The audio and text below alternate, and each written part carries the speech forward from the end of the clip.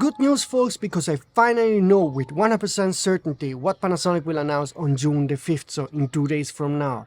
And this info is coming from a highly trusted source, so I'm 99.99% certain this is going to be true. We are not getting a new S1 full-frame L-mount camera, not a compact LX100 successor. We are getting a new GH7 Micr Four Thirds camera, so a high-end Micr Four Thirds camera, which is very good news for the entire Micr Four Thirds system. And it's quite a surprise for me to know that they announced a new camera just 2 weeks after the S9 has been launched.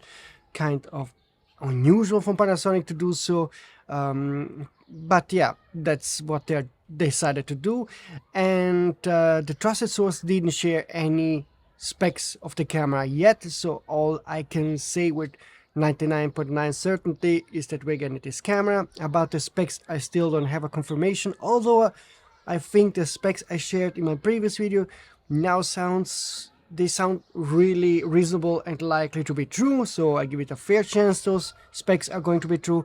But before we walk you through the specs that I already posted 2 days ago, I will now give you 2 more news that are very important. First of all, it's official, the GH6 has been officially marketed as discontinued in some Japanese stores, so that's also a sort of evidence that the GH7 is coming.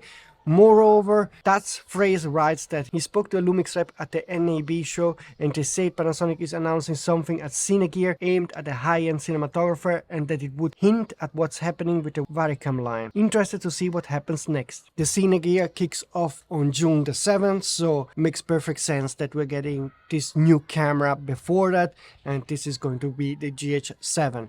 Regarding the specs, those are still not 100% confirmed, but I think they're likely to be true, so let's walk you through the little info I got. The GH7 should have most of the features of the Lumix G9 II, so I guess it means it would also use the same 25 megapixel sensor, maybe with some additional processing power to have more video features, but that's just now my guess. Moving on, the sources said it has internal RAW recording, a large fan, new 32-bit float recording methods via new XLR unit, and Lumix Lab app support, and the camera should be in stock in July. So that's all the info I got. I hope that I will be able to get some more tidbits in the next hours, maybe even some images of the camera, but anyway, you will not have to wait a long time.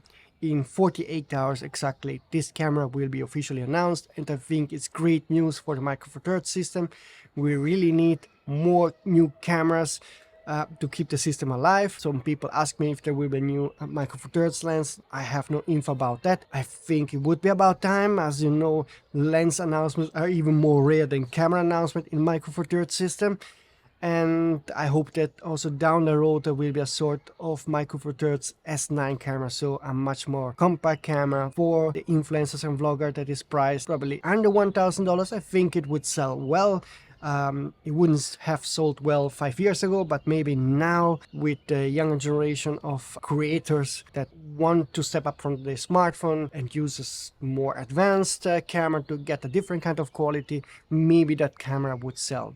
Just my 2 cents. So I think there's a fair chance for the Micr Four Thirds system to get some revival. Hopefully for them, and also hopefully for ON Digital. If they bring out the Pen F2, that would be nice. There should be a third Lumix camera coming down the road in summer. I don't have confirmation, but I think it's the high resolution S1R successor, but still I'm not 100% certain, because I started to get some updates about this camera that are not so positive regarding the time frame, so we have to see. Regarding other camera manufacturers, there will be a lot of stuff coming, as you know, from Canon on June 5th, from Tamron June 6th, from Nikon June 10, 11, 12, and then Sony end of the month. And if you have any rumor to share, or you find any leak or some other info on the web, please contact me using this email address. And again, if you don't want to miss any of the upcoming exciting rumors, you have to subscribe to the channel, hit the notification button, and also like this video to help me in the YouTube algorithm. That's it for today. See you soon.